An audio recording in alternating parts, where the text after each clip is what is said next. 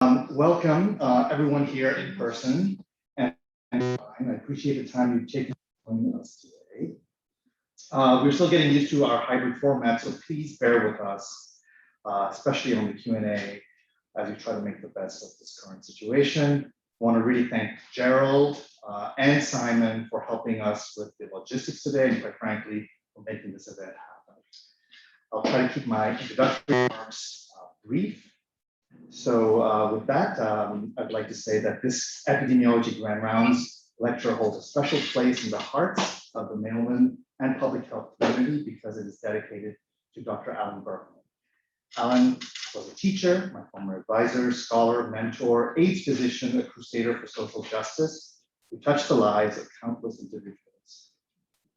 Say that Alan Berkman's path to academia was be a gross. Alan was a longtime advocate for social justice and healthcare, sneaking behind government barricades to provide medical care to Native American freedom fighters, Wounded Knee, South Dakota, and treating prisoners injured during the Attica uprising. When he was arrested for removing a bullet from an activist's leg, Alan refused to testify for a federal grand jury and spent many, many years in prison. While incarcerated, Alan advocated for improved medical treatment for his fellow inmates. After his release, he continued to speak out about poor conditions in federal correctional facilities, which are still so relevant today. He went on to become a medical director of one of the first skilled nursing facilities for people living with HIV in the Bronx. He later joined our faculty, where he dedicated himself to improving treatment access for HIV-positive individuals around the world. I could go on, as well as many of Alan's friends and colleagues. But I like the way an AIDS activist, Jamila Hughley, describes Alan's life as so well lived, firmly rooted in the genuine commitment to social justice that led him beyond concern to action, which he sustained for his entire life. His death is such a loss, but he has truly given us so much, and his passion, his friendship and advice, his ideas, his investment in making the expansion of treatment access possible. I also want to acknowledge Alan's family. I believe Barbara, their continued support and friendship. So with that said, we could not find a more fitting speaker for our lecture today than Dr. Gregg Gonsalves. He is an associate professor at the Department of Epidemiology and Microbial Diseases at Yale and an associate professor and research scholar at Yale Law School. He works at the intersection of human rights and public health research and practice to address global health. Dr. Gonsalves is an AIDS activist and scholar and worked at the forefront of paradigm-shifting domestic and international organizations, including ACT UP and AIDS and Rights Alliance for Southern Africa. In the early 1990s, he co-founded the Treatment Action Group, TAG, an independent activist, community-based research and policy think tank committed to all forms of equity around HIV, tuberculosis, hepatitis C treatment access. He co-authored, really importantly, a groundbreaking report, AIDS Research at the NIH, a critical review in 1992, that led to the federal legislation that strengthened NIH AIDS research efforts. His efforts to connect the HIV/AIDS community with top-tier researchers and scientists were critical catalysts to fundamental advances in scientific knowledge of the disease. These experiences deeply informed his later training in epidemiology, received in 2017 at Yale, and current efforts to optimize the effectiveness of health programs and epidemic diseases, particularly within poor and marginalized communities. He has co-authored numerous publications and is a recipient of many prestigious awards that includes the NIH Director Innovator Award, as well as the MacArthur Fellowship in 2018. Dr. Gonsalves has been an uncompromising voice of reason in educating public and policymakers throughout his career, from the early days of HIV/AIDS to the current COVID-19 pandemic. A reporter once asked why he had said that the AIDS epidemic was human-made. He responded that infectious diseases are natural phenomena. But epidemics, when infectious diseases get out of control, that's a policy choice. As true today as it was then. Please welcome Dr. Gregg Gonsalves.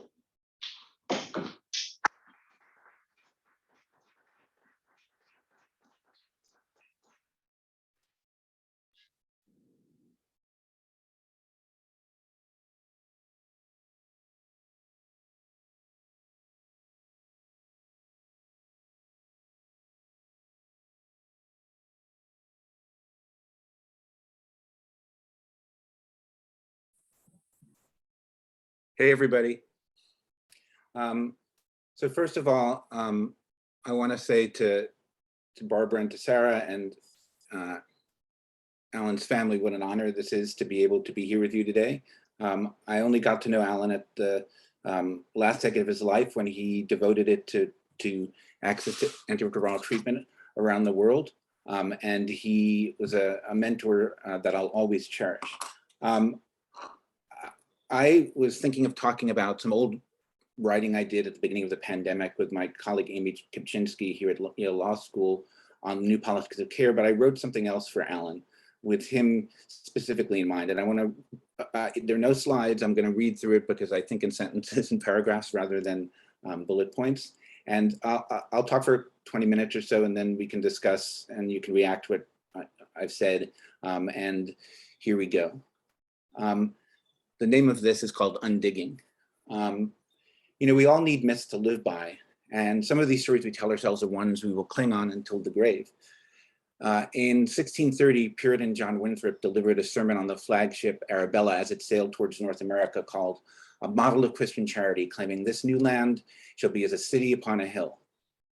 Now, if that sounds familiar, it's because Ronald Reagan in the 1970s talked of the shining city on a hill, sitting above nations, laying out an argument for American exceptionalism, which claimed that there was some divine plan that placed this great continent between two oceans to be sought out by those who were possessed of an abiding love of freedom and a special kind of courage, concluding at the very first Conservative Political Action Conference in 1974 that we are indeed, and we are today, the last best hope of man on earth. Of course, this kind of myth-making requires an imperviousness to facts, a commitment to burying parts of our past or history, telling lies to ourselves and to others to make them believe. But what does this have to do with our current predicament, the COVID-19 pandemic? Why reach back to the 17th century to tell a tale of the present? Well, it is because our relationship to disease, in fact, pandemics past, is obscured by this myth of fundamental American goodness. But if we accept that we are capable of barbarity, official cruelty, these myths shatter and leave us with a national story that is far more complicated to tell, a legacy to work against. It brings us towards the need for truth and reconciliation, reparations, and justice. It is no coincidence that the rise of American paranoia about critical race theory has emerged right now, both as an organizing tool for the Republican Party, an articulation of white grievance, and a monumental fiction of role reversal where white America is under threat from the Black and brown. It also functions as a vaccine against the facts of the present, where hundreds of thousands of people lie dead from a virus, due at least in part to political choices made by the same voters and those that represent them. But let's talk pandemics and pathogens. Those of us who work in public health are well familiar with the Tuskegee syphilis experiment, an observational study of 600 African-American men, a little more than half with latent form of the disease, who were deprived of treatment with penicillin for decades, so scientists could follow the natural history of syphilis. Between the start of the study in 1932, the discovery of penicillin as a treatment in 1947, and 1972 when the study was stopped, 28 participants had died of syphilis, 100 more had passed away from related complications, 40 spouses had been diagnosed with it, and the disease had been passed on to 19 children at birth. The Tuskegee study stands as a cautionary tale, but is often the only story told about the intersection of American medicine and public health with white supremacy in the United States. So it becomes an exception, a mistake, albeit a terrible one. It should never happen again. But what if it is simply part of a pattern that stretches back deep into our history through the 20th century and is part of our pandemic present in the 21st century? Only a century or so after John Winthrop's voyage, the new colonists were amid a war with those whose land they had seized, the indigenous people of North America. The war was brutal, but so was the smallpox epidemic at the time, which afflicted colonists in their fortified outposts. At Fort Pitt, where today's Pittsburgh now stands, the disease was already afflicting those holed up inside of it. According to historian Elizabeth Fenn, Sir Geoffrey Amherst, commander-in-chief of the British forces of North America during the French and Indian War, and for whom Amherst College is named, came up with a gruesome plan. Quote, could it not be contrived to send the smallpox among those disaffected tribes of Indians? We must on this occasion use every stratagem in our power to reduce them, as well as try every other method that can serve to extirpate this execrable race. The idea subsequently proposed by his subordinates was to infect the local indigenous population with smallpox via contaminated blankets. We now turn to the 19th century Louisiana and the years leading up to the Civil War after the Louisiana Purchase put the territory into US's control in 1803.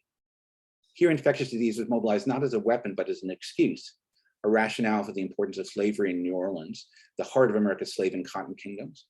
As yellow fever ran rampant, killing almost a tenth of the population each year, the Stanford historian Catherine Oliveras described how the city's elite argued that they required large-scale Black slavery, publicly proclaiming that Black people were naturally immune to the disease based on spurious and racially specific visions of medicine biology, even as they refrained from buying slaves who had not yet had the disease and thus were not immune, belying the excuse itself as a purposely crafted lie.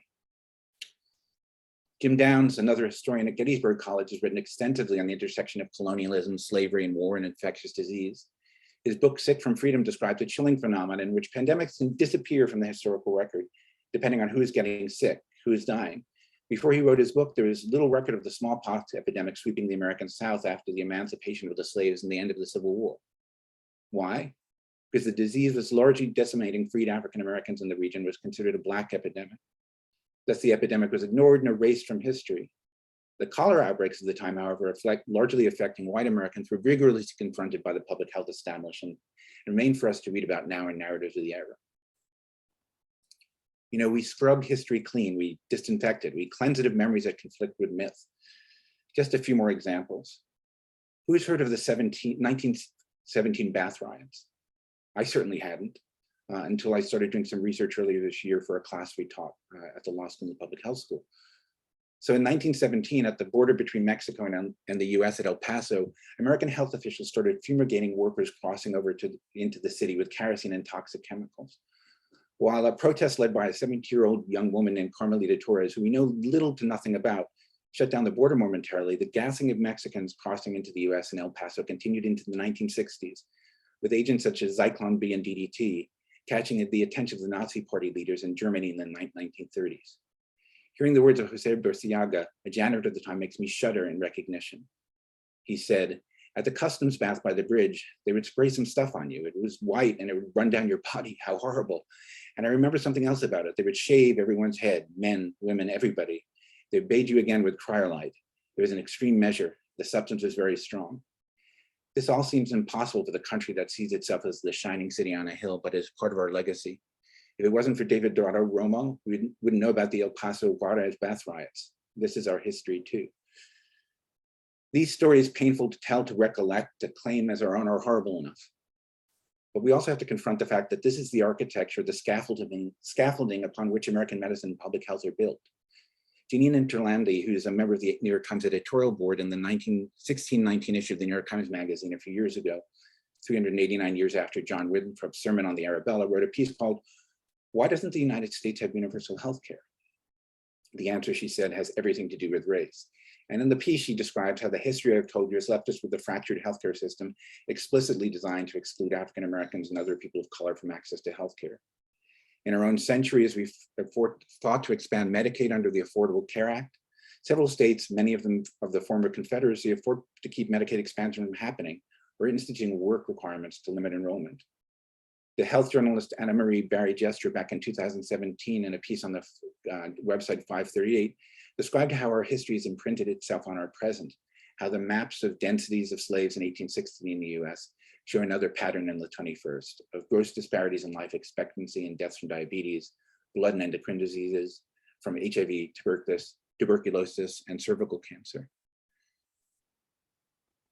The late Larry Kramer, who was my comrade in ACT UP, once told a reporter for a television news program that we were not disposable people. This was in the 1980s, and I can't find the clip, although I saw it at a conference once a long time ago. Larry realized, despite his Yale education, his fame and relative wealth, he was disposable in the eyes of the state. The novelty of the AIDS epidemic was that we were able to expand the notion of who didn't count in America, to include gay men who were dying in droves in New York City and around the country during the Reagan, Bush, and Clinton administrations. Here you had often white, often privileged gay men like Larry being cast out, along with people who use drugs, those in sex work, communities of color ravaged by the disease. What AIDS taught us is that not many people count in our society, that our appetite for exclusion was boundless in this shining city on a hill.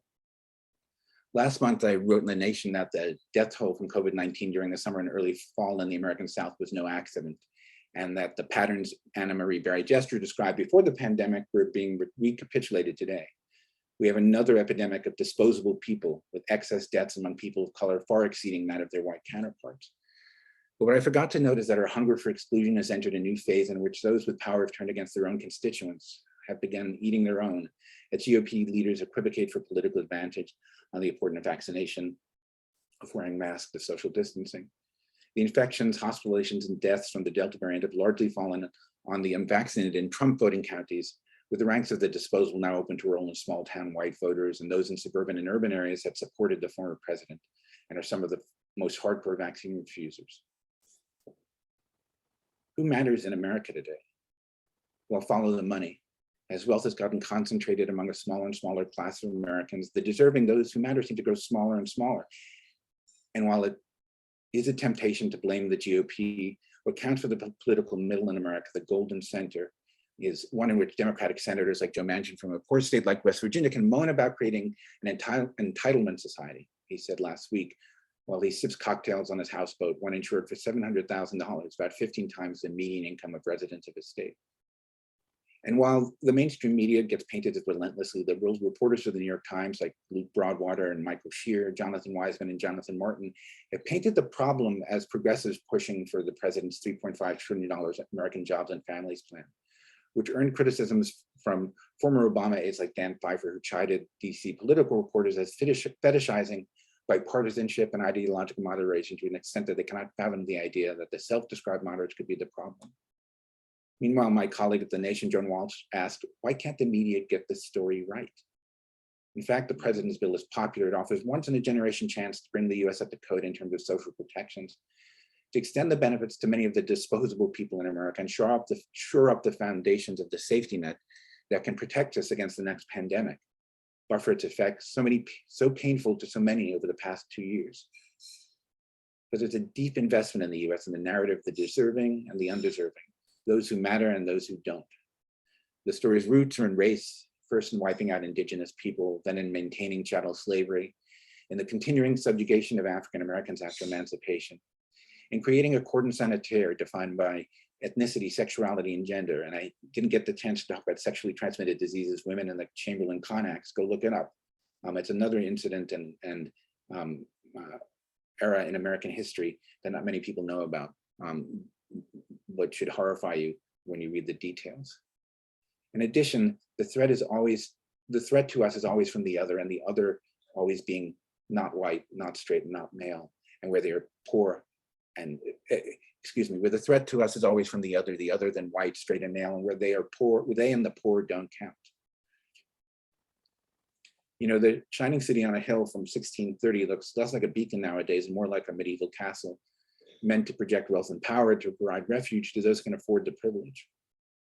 In Edgar Allan Poe's story, The Masque of the Red Death, in the midst of a plague, the fictional Red Death, Prince Prospero seeks to hide from the pestilence within his walls of his great abbey, with his courtiers and friends reveling in their safety, parting the nights away. Finally, at an evening's masquerade, a figure emerges in a death shroud, splattered with blood, and raging the prince, who chases him with a dagger throughout the rooms of the castle. When Prospero finally catches him and confronts him, the prince falls dead. The figure was the plague itself. There are myths to live by, there are myths to die by. The idea that we can wall ourselves off from others, subject them to unimaginable cruelty, or simply malign neglect, and we will be protected by our wealth and privilege, never quite works out. You know, Walter Benjamin, who killed himself rather than be deported from Spain back to Nazi Germany, had a particularly tragic version of our collective fate. He wrote in his theses on the philosophy of history, there's a Klieg painting named Angelus Novus. It shows an angel looking as though he's about to move away from something he's fixedly contemplating. His eyes are staring, his mouth is open, his wings are spread. This is how one pictures the angel of history. His face is turned towards the past. Where we perceive a chain of events, he sees one single catastrophe, which keeps piling wreckage and hurls it in front of our feet. The angel would like to stay, awaken the dead, and make whole what has been smashed. But a storm is blowing in from paradise. It has got caught in his wings with such a violence that the angel can no longer close them. The storm irresistibly propels him into a future to which his back is turned, while the pile of debris before him grows ever skywards. This is the storm. This storm is what we call progress. Now, the story, its fatalism, its hopelessness, is a tempting myth to grasp at as we sit on the edge of another precipice of pandemics, climate catastrophe, the rise of American authoritarianism in the GOP, the weak resolve of the Democrats, the surrender of much of our political class to the abandonment of everyone but peoples of means. But perhaps it's time to put the myths aside, to take the facts of the world we live in, not the world we aspire to, nor the one we wish we lived in, nor the one we fear to face, and confront the world as is, as it sits before us. There is a task for us, a piece of work. It's the work of undigging, of digging out of the hole we've dug for ourselves, which made us so vulnerable to SARS-CoV-2, to this pandemic. Digging out of our history doesn't mean leaving it behind, but to excavate it, display it for us for what it is, to neither revere or fear it, but to learn its lessons, how it imperiled and imperils us and can be deadlier than a virus, and to act on this knowledge each and every day. You know, the end of this pandemic, whatever form it will take, is not just about vaccines, masks, new drugs, and all the technical biomedical tools we have at our disposal. It will be about initiating a realignment of cherished American values, simply values that are killing us. Likewise, avoiding the next pandemic, and yes, there will be one, even if we do not know when, depends on this fact. We cannot go on like this. And yes, all this sounds too big, too difficult to accomplish. Surely it's an effort that transcends election cycles, bills to pass, pandemics to bring under control. It won't be completed in a generation, but as the old Talmudic sages said, it's not your duty to finish the work, but neither are you at liberty to neglect it. It's time to put our queer shoulders to the wheel, as Allen Ginsberg said, to shift the terms of the debate, to shatter the old myths, and be better than our history says we really ought to be. Thank you.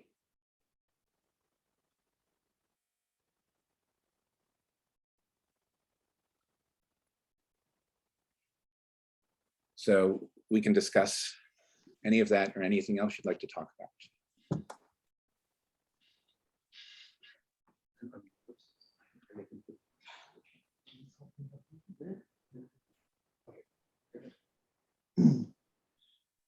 Hey, Greg, for those online, if there are any questions,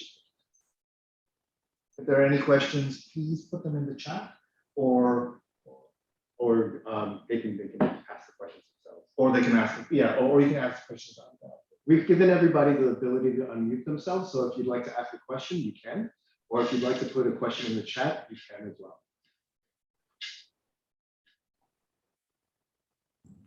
So can I start with a question from the room? Yes. Greg, can you hear me? Yes. Oh, good. This is Charlie Brown. So I love what you said is who matters in the US today? And you said follow the money. And so my question is also what matters in the US today? And I would agree with you to follow the money. You know, in 35 of our 50 largest, the top by far is the police department. And in the United States, our top expenditure of taxpayer money remains the medical system. And the expenditure of that medical system is really in tertiary specialized care. And so to me, this reflects a primary desire to respond to things as they occur, as opposed to planning and preventing a lot of different public safety and public health crises, much like the pandemic that we have in front of us. And I'm wondering how you think that plays into what you've titled as the politics of care, and then also maybe perhaps into your own particular interest in HIV and that crisis that continues, and sort of what is the balance here in terms of where we spend our money? Thanks for that. So I teach a course at the law school and the public health school, which is a practicum, and we pair law students and public health students together. And last year we had our students who work with me, working on a report on the past and future of public health in the United States, and particularly the funding crisis that we have.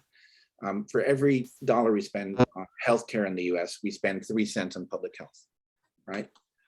And as you said, most of that is tertiary care, often end of life care, but it's the expense of specialties. It's not primary care, right? It's not primary care at all.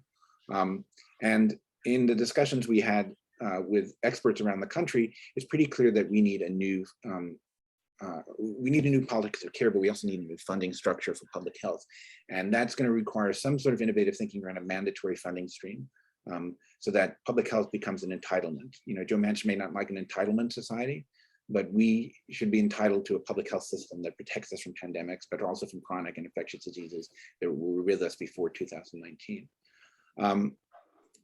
You know, what's interesting to me is that you know, epidemiologists who work on infectious diseases often don't meet their friends who are social epidemiologists. You know, sometimes they're in the same department, sometimes they're not. But it's pretty clear that public policies can determine whether we get sick or whether we get ill, whether we are at risk or not at risk in the first place. We call them the social determinants of health, but they're really political determinants of health, right? They're policies that are enacted by people that impact the health and lives of others. And I think we have to sort of start to integrate into TB and into HIV and the other work we do on infectious disease epidemiology, these ideas of social protections that are so important to saving people's lives, even above and beyond the drugs that we may use to treat them. And so I lost my train of thought. So why don't we move on to the next question? And if I remember what I was about to say, I'll mention it. That was a great talk, and also I think a great tribute to Alan. And I first just want to say I completely agree with you. But I think we also have to look at our own history of epidemiology and public health, and you know, and start at home, you know, with that, because I'm teaching now a course on history of epidemiology. I'm trying to do this, you know, but it's not as though we weren't in the same context and didn't do many of the same things. And instead of having a mythology about our own history, I think we need to reveal that too, to move on, you know, to move forward. And just one other thing, I've been reading a lot of Du Bois recently, and it's extraordinary how, well, it's just extraordinarily good, but it's also, I mean, well written.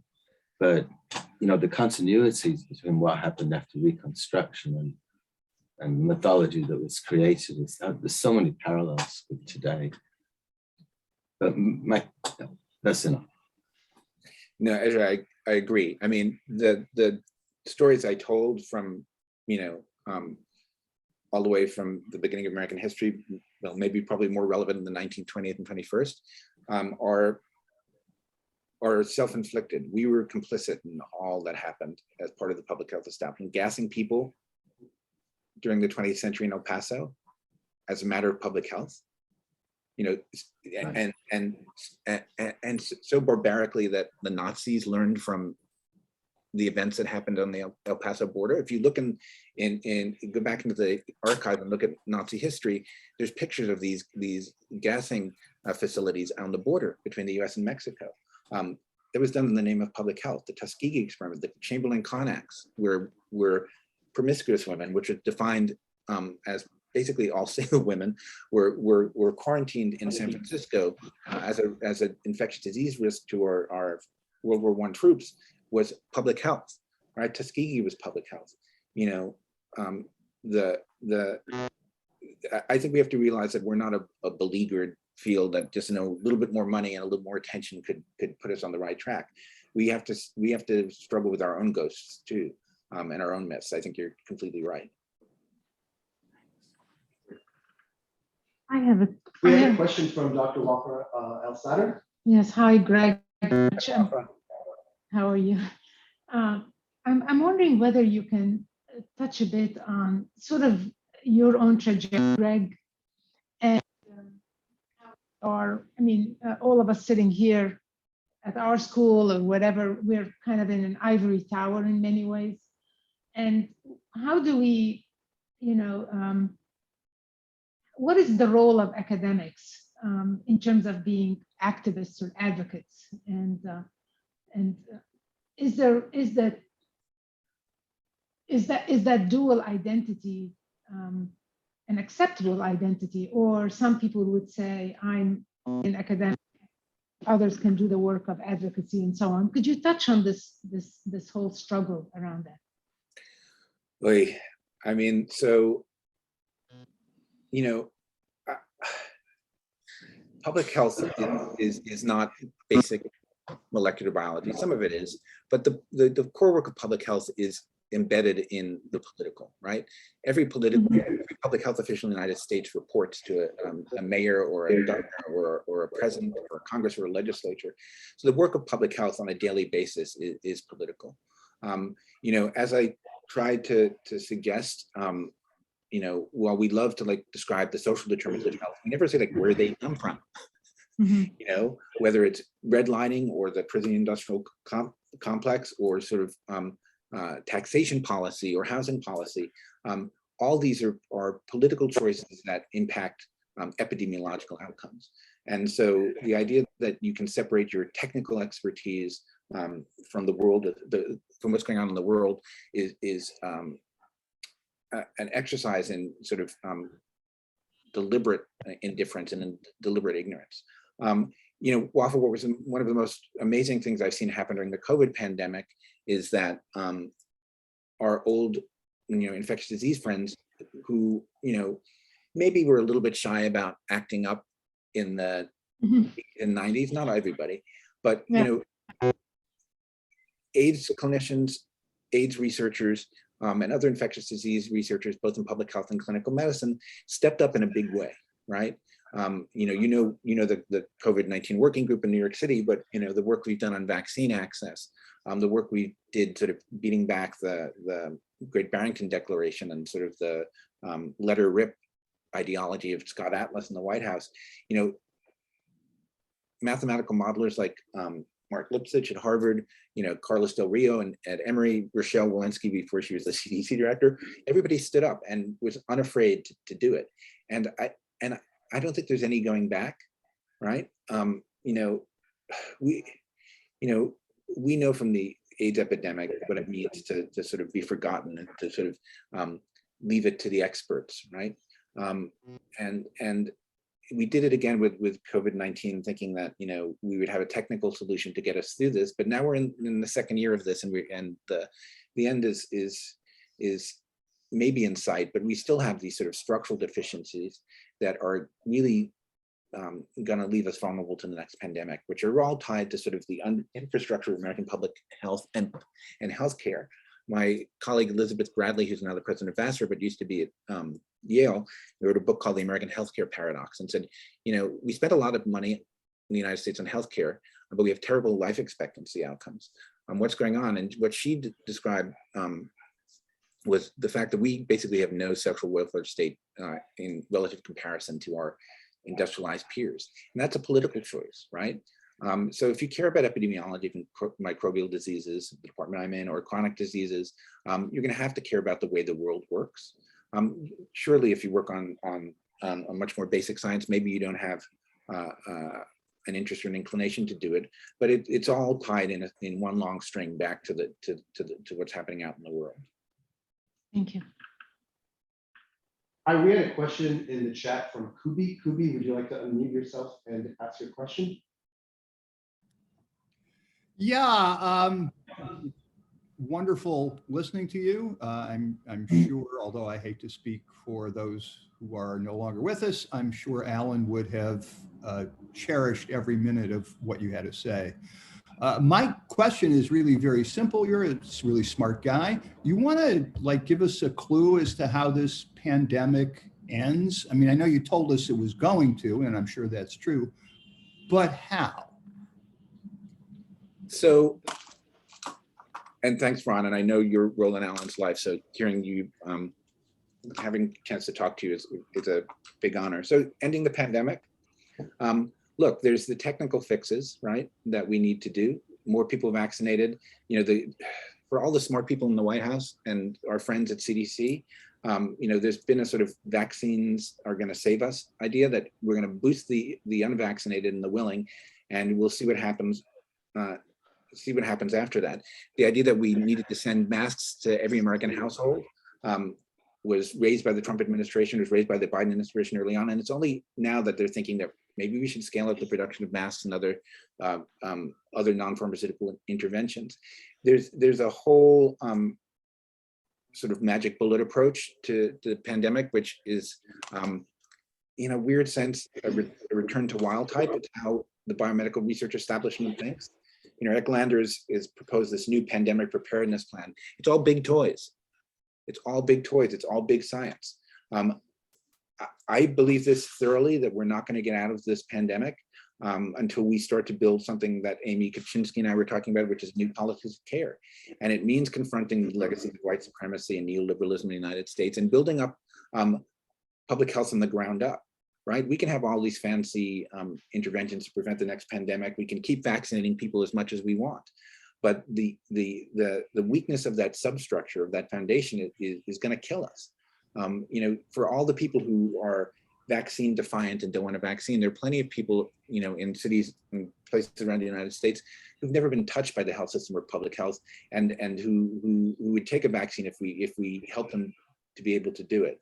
So, I mean, look, we're going to need to have a broader sort of biomedical approach, sure, but I think until we confront the sort of underlying structural deficiencies in American public health and healthcare, we are still going to be in the same place we were when we started. And we will, you know, what does endemic mean? Endemic is when, you know, you don't squash an epidemic, it sort of lives on into the future and it becomes part of your life, like flu or other sort of infections that we see from year to year. But we can end with an endemicity up here or down here. And that's going to depend on political choices. And everybody thinks, like, you know, this is the reason I mentioned the New York Times reporters. Everything is equally important to them, you know, that there's a Republican and Democratic solution, and all they have to do is sort of repeat the facts. The point is that we have an out of control GOP and a weak-willed Democratic Party that refuses to deal with these structural issues and gives credence to the sort of really obscene notions that have been promulgated from the right over the past year and a half, right? So we're in a place where I don't know if we have the political fortitude to get us through the last leg of this journey, and it frightens me in a certain way. But you know, a lot of the people on this call, a lot of the people we work with, both in academia and out in social movements we are part of, are our hope. I mean, you know, last summer I got into a fight with some people about the Black Lives Matter protests, and how dare public health people be supporting the Black Lives Matter protests? Don't you know we're in a pandemic and we shouldn't have people on the streets arguing for Black Lives Mattering? And a bunch of people, Julia Marcus from Harvard Medical School, and I said, this is intrinsically linked to the end of this pandemic. You know, the Black Lives Matter movement has talked about defunding police, but the second part of that phrase is invest in our communities, right? And what those protests were about were police violence, but a history that I tried to describe in my talk today, that we need to confront. And so it may sound like these are big notions that we need to deal with, but you know, you and I lived through the 80s, 90s, and 2000s, this idea of austerity and about the market will provide. Well, how's that going for us? It's not going so well. And so we're going to need to deal with these structural political issues and consider them as part of public health, even if it makes some of us nervous and squeamish to think that we need to step out into the public domain to make these claims. I would also say that it's the global inequities are just enormous, but they're in a way a step back from what was accomplished with HIV/AIDS, because you know, at least there was PEPFAR, there was it took time, but you know, Alan had a lot to do with that too, you know, you know, the actors around it. But now we have the pharmaceutical companies who really don't have the right to the patents, because they basically took one step beyond what the government funds have done, making enormous profits and not providing the vaccines or even allowing them to be provided in low-income countries. So, Yeah. you know, I know you would agree, but I just wanted to bring it in. No, I mean, you know, it's funny. The Global Health Justice Partnership that I'm part of at Yale is having a competing event right now, which is it's called Vaccinate the World. And it has our friends from Public Citizen, my colleague Fatima Hassan from South Africa. And they're right about now, they have David Kessler from the White House on the hot seat about all of this, because, you know, well, I'd rather have Biden than Trump. Biden's enduring shame will be what he's not done on global vaccine access. He's basically rolled over and played dead for Moderna and Pfizer. We have billions of people who need to be vaccinated, not in 2023 or 24, but, you know, next year, anytime this year. And it's going to be I mean, of all the sort of tragedies and horrors that I described to you over the past few minutes with you, the idea that we're ready to sort of write off billions of people around the planet is a grotesque, it's a grotesqueness that I can't even sort of comprehend it sometimes. We had a question from Dan Murphy in the chat. Dan, would you like to ask your question? Greg, what do you see as the role, both good and bad, of social media in fighting these pandemics and in dealing with the justice piece of that, both in the past and going forward? It seems like it seems like as a physician, it seems, because on social media, it seems like there's terrifying things and good things happening. And I just wonder what your take on that is and the role of it. So Dan, I think of social media as like a hammer or a wrench or a saw. They're tools, right? And you know, I think the goal is social mobilization, right? And it's about winning the political battle that ever since Goldwater, the radical right in this country has been so successful at. And so social media helps, great, but it's not going to obviate the need for sort of boots on the ground organizing like Stacey Abrams is doing in Georgia, of getting our philanthropists and our donors to say that it's worthwhile funding this work. You know, anybody who works for NGOs like I did for 30 years, it's like they want a report, they want a meeting, they want a deliverable they can hand, but nobody wants to fund the sort of fund the fight. And so, you know, social media is great. In and of itself, it's sort of inert. It's like, this is a hammer. It depends on what you do with it. This is a nail. What do you do with it? So I think it can be helpful as a communication tool, but it's just a means, not an end. Okay, I'm up. So hi, Greg. Hi, Laura. Totally agree with so much of what's been said, and yeah. So I have a very specific question about this thing that you've been talking about systems. So I know and so appreciate all the letters that you wrote, the compassionate release papers, all the stuff you did for incarcerated people during the pandemic. And I guess, and you may know that Barbara and others are part of a little public health advisory group for release-aging people in prison in New York. And we're trying to figure out how to expand on what people have learned. So I wonder if you have a sense of like whether there's a possibility within the public health movement to work at redefining how we think in this country about public safety and transforming that into, no, public safety comes from public health. Because all the things you talked about what Black Lives Matter pushed on, the police, you know, the use of punishment, how much that's, you know, tied into white supremacy and all of that. But I wonder if you feel as if there could be a movement among public health experts and institutions to really work at undoing this sense of what is public safety based on what we learned during the pandemic. So, Laura, first, I think public health needs a little bit of a soul-searching moment. A friend of mine here, Jania Fu, who is in the PhD program with me, was originally going to write her PhD on HCV in Malaysian prisons. And she was,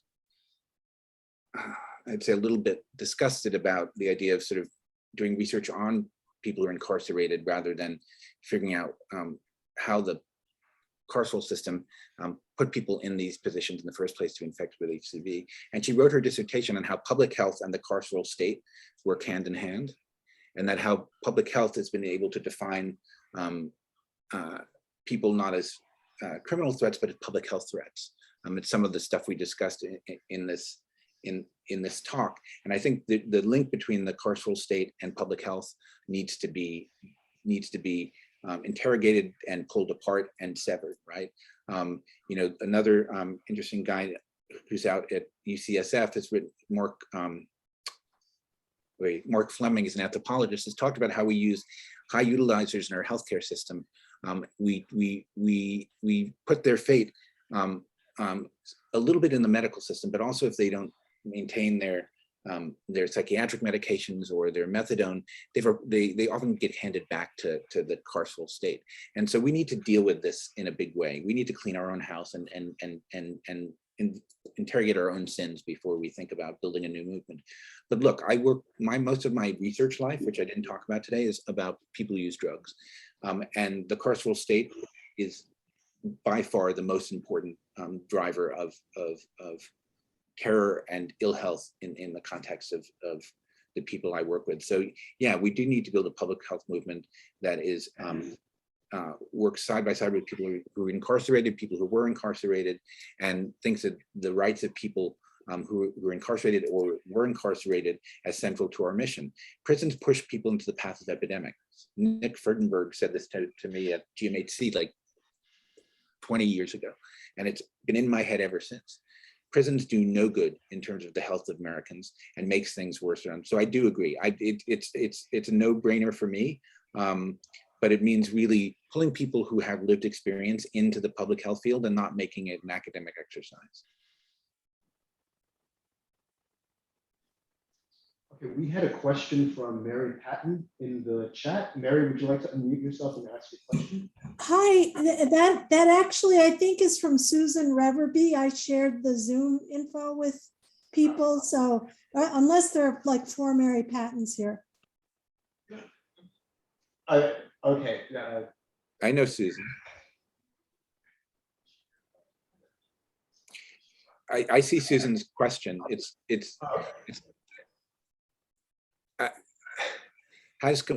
really about, she says, when I discussed the experiments in Tuskegee in Guatemala and the PHS Dr. Don Cutler, I reminded my audience of health professionals that it isn't just enough not to be Dr. Cutler. You have to understand how easy it is to become him. That is, to be so caught up in our righteous research is not to see the people in front of us. So Susan, who's asked the question, you're exactly right. To talk about these issues and all these horrors is not to say, gee, God, I'm glad I'm not him. It's to go back to what Ezra says and start to look in the mirror, right? And this means teaching our students in a different way. Once, we have the Global Health Justice Partnership class at Yale, and I remember a young MPH student coming up to me and saying, I think I want to take your course, but I want to talk about, I'm not very interested in all the politics. And I said, hello, what field are you part of? Why do you think, public health is just a technocratic enterprise? And we teach students a lot about, statistics, which is important, basic epidemiological concepts, it's important, but we really don't often teach them the history of public health and science, which is critical to understanding our past and to trying to think about how the incentive structure and the motivation structure creates complicity even now. We don't have to go back into the past to make these discussions. Complicity even now. If we think about the people in prison now during the COVID pandemic, it was pretty clear that decarceration was the thing that needed to happen immediately back in 2020. And Leanne Birch, who was the former Commissioner of Corrections in North Dakota, wrote a piece with a public health expert saying this outright in front and completely explicitly, but we haven't done it. There are plenty of physicians who are within those systems who remain silent as people have died, gotten infected in droves in our prisons and jails around the country. And so we don't want to be Dr. Cutler, but becoming Dr. Cutler, is something we can prevent. But it takes explicit real work to do in our public health profession as we train our students and the next generation of people who are going to do this work. We have a question from Dr. Barbara Zeller. Barbara, would you like to ask a question? Sure. Can you hear me? Because I'm on my phone. Yes, Yeah. Barbara. Okay, good. Hi, Greg. Hi, Barbara. I follow you on Twitter because I feel like you're another voice that reminds me so much of Alan that I just need to do it every day. So I think, the idea that you sort of inferred earlier about a Truth and Reconciliation Commission or conference about the role of public health, like uncovering, undigging, really, beginning to talk about this. It would be a wonderful idea. And maybe the Mailman School would sponsor something like that. Well, Barbara, it's interesting. I think 2 years before the pandemic, I went to a conference in Boston called Decolonizing Global Health. And guess who did it? It was the students who pulled it together. And a bunch of us were there talking about what it means to decolonize global health. But I think it gets to the question of how do you decolonize public health in America too, right? So these issues aren't talked about explicitly in our field. It's relegated to sort of the margins of what's important in public health schools, which are grants and publications. And somebody's gonna have to do it. I think there's a hunger among students. We have a new U.S. Health Justice concentration at the Yale School of Public Health. Again, it was the students who pushed for it, not the faculty. So I think we're on the cusp of being able to do this. I think if there was some sort of Truth and Reconciliation, decolonizing American public health meeting, you'd have a lot of people wanting to do it. It's a big piece of work to pull off something like this. But I think it's part of reshaping the myths we live by, right? If we start to think about what it means to think about public health as not as complicit, but as part of Truth and Reconciliation, it's going to take us a long way to reforming the field that we're all part of. Thanks.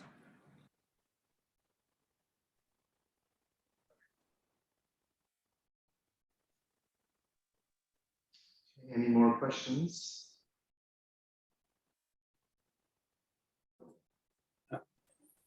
It's not really a question, but I think it's a great idea. Someone else wrote that too, Barbara's idea of a Truth and Reconciliation. And I see also in the students and also early professors, early investigators, I guess you say, a big interest in that, which wasn't there before. And I think it's a good moment to do that. And I'm not sure it should be done by a public health. That's not true. I'm not sure it would be done by a public health school. It might need to be done by a sort of broader collective. But I don't know how you think it could be done, but I think it really should be done. It's just a community organizing moment, right? There's plenty of people who are progressives in public health, from Alan's generation, from my generation, from the generation of our students. I think if you put out the call, people will come. I don't, who sponsored it is sort of a downstream thing to think about, but I'm sure if it was raised, there'd be wide support. Figuring out exactly what we mean, what we want to accomplish would be the hardest part, because we could talk about it in abstract, but it might be better to think of it as a political organizing moment, and how can we use it as a way to sort of springboard into action rather than to sort of talk about it as we usually do.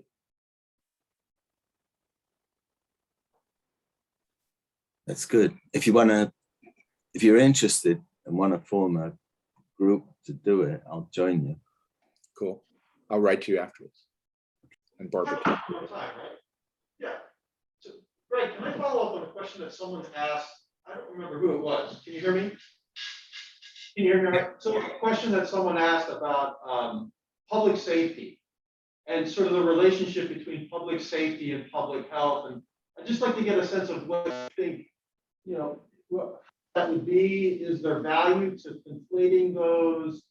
What you think public safety is? You talked about decarceration, I guess, is a little bit in a response to that, but so we have there is a center, for instance, in the Centers for Disease Control that's focused on trauma prevention. and injury prevention. And that to me is and connects a lot with traditional public safety agencies. But I don't know that that's exactly the direction we want to go. I'd just like to hear more about what you think the relationship between public safety and public health is, and perhaps the direction it should go. Well, so I work with a bunch of people in Boston who are there in 2019 in September for the pandemic. Police swept down Massachusetts Avenue and Melnia Cass Boulevard, rounding up people who use drugs, people who are experiencing homelessness, people with psychiatric disorders, and pulled them off the street, told them never to come back. There's a horrifying picture of 3 or 4 wheelchairs in the back of a garbage truck driving down the street. It was done in the name of public safety, right? That was how we deal with social crises in America. We call in the Boston Police Department and we cart everybody away with their belongings, and even the sort of mechanism for wheelchairs that need to move around. So public safety can become very, very sort of explicitly punitive, carceral, and it's a little bit the American way about how we think about it in context of the sort of discussion of the size of police budgets and the sort of militarization of the police since 9/11. But we can think about public safety as gun control, getting guns off the street. We could think of public safety as reforming police department. Yes, some people talk about abolition, but the American policing and modern policing has roots in some of the sort of white supremacist movements that I talked about. They were initially used to capture escaped slaves during the pre-Civil War era. So like we can reformulate how we think about public safety and do it in a way that really is about pro-people, pro-human rights, pro-social justice. The same way we have to sort of do the house cleaning that Ezra's talked about in public health, we have to do it in the context of how we discuss public safety and what it means to us. People sort of, the law and order crowd has taken over the idea of what public safety is, and maybe we have to take it back from them. Exactly. That's a great response. That last comment is a really great response, but that involves changing a lot of minds, and not simply the far right, the conservative right. There are many moderates and others on the progressive left who have that same view of public safety. Their first thought is law and order, and that needs to change. Yeah, but the definition of law and order was manufactured, right? Think about Nixon's silent majority and the sort of post-60s sort of discussion of law and order that arose. It's been crafted over the past 40 years, and we have to just sort of reinvent these myths. This is what I'm talking about. There's sort of things that we think as givens just because we've lived with them all our lives. But the history of the world didn't start in 1981 when Reagan, in 1980 when Reagan became president. Thanks. That's a great response.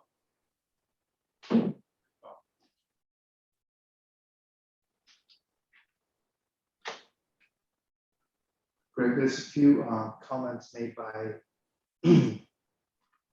Mary Patton. Is this Susan again? Yeah. Yeah, I mean, we could talk to Alondra about the idea of a commission. I'm very worried right now about like our friends who went into the Biden administration, and people have to do inside work and they have to do outside work, but a little bit nervous that people's flexibility to do what they might have done a year ago is harder for them. We could ask Alondra, we could ask other people in the administration, but as Ezra said, maybe we should organize outside of these structures first and then figure out who needs to be there.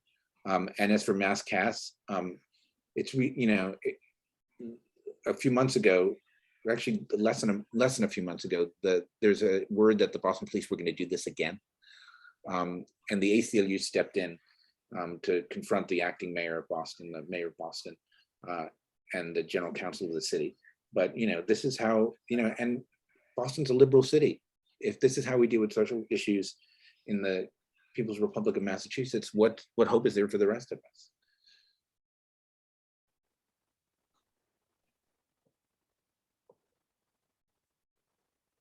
I just had a quick question about, sort of looking at this pandemic and the pandemic response from an international perspective, and how, sort of how the world views America and how we would ultimately want to be projected. What lessons can we learn, and what are there other countries that we can learn lessons from? Along with all the complexities that you've described in this. Well, it's back to our shining city on a hill. Ronald Reagan said we're the greatest force for good the world has ever known, or whatever his comments were back in 1974. It's now 10 months into the Biden administration, and they have dragged their feet on global vaccine access. Maybe they had other things to worry about, and we're trying to get the U.S. epidemic sort of sorted out. Not so good, but tried. But now they refuse any sort of responsibility for this. A bunch of us went down to protest in front of Ron Klain's house a couple of weeks ago, and a bunch of our friends and partners in health, although Partners in Health did not endorse this, went to Stephen Bancel, the Moderna president, CEO's house in Boston, to basically put the issue on blast for the White House and for the DC crowd. The White House just came back with a milquetoast comment about how we've been so generous with vaccine donations, like really not even deigning to engage with the sort of moral issue here and epidemiological issue about the inequities in vaccine access. And so it's pretty clear from the coalitions that I work with around the world on vaccine access, many of which are the same ones that Alan dealt with Health Gap and fighting for accidental morals. We've seen this all before. Africans couldn't tell time, so they couldn't take ARVs in 2000, and now we're hearing Albert Bourla from Pfizer saying it's vaccine hesitancy, not supply, that's going to be the scourge of Africa. And so,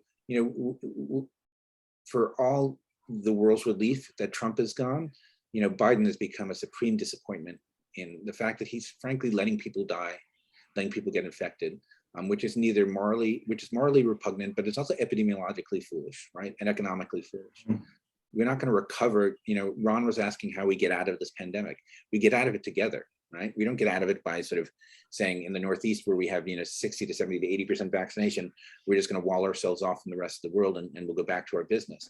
We have to deal with the rest of the country and the rest of the world, and that's what it means to be a responsible citizen of the human race. And so I just don't know. I mean, in terms of countries that are models for us, I mean, somebody said, Barbara's saying Cuba, but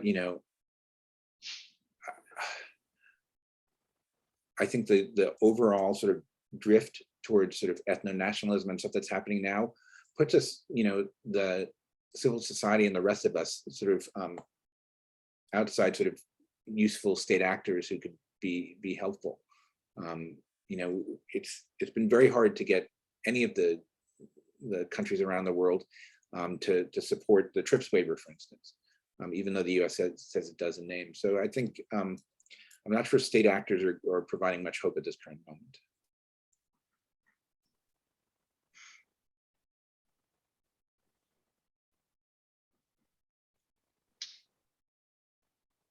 Thank you for that. Well, any other questions, comments for Gregg?